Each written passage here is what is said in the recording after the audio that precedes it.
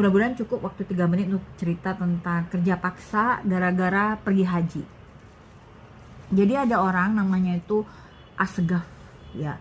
Dia itu bikin travel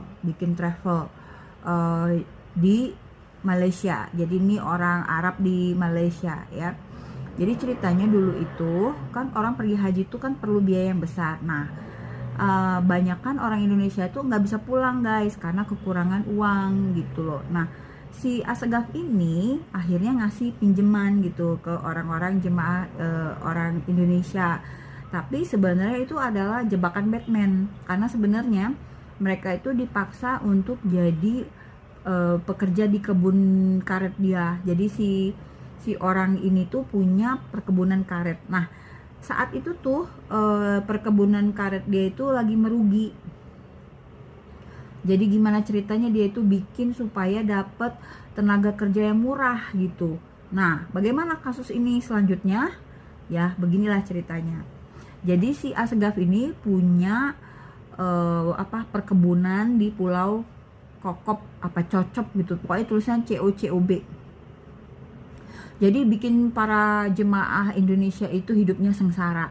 Mereka tuh terjebak dalam jeratan hutang ya, kerja paksa dan tanpa kebebasan. Situasi ini berlangsung bertahun-tahun. Jumlah korbannya pun terus bertambah gitu. Nah, akhirnya ini menarik perhatian pemerintah kolonial. Oh, by the way, ini ceritanya terjadi di zaman dahulu kala ya. Di tahun berapa ini?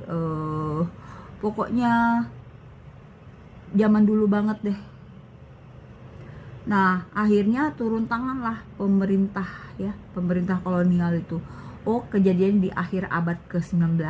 Nama lengkapnya itu Said Muhammad bin Ahmad Al-Segaf. Travelnya bernama Firma Al-Segaf, kantor pusatnya di Singapura, bukan di Malaysia. Nah, akhirnya di Johor, tapi dia punya perkebunan karetnya di Malaysia, yaitu di Pulau Kokop Johor ya.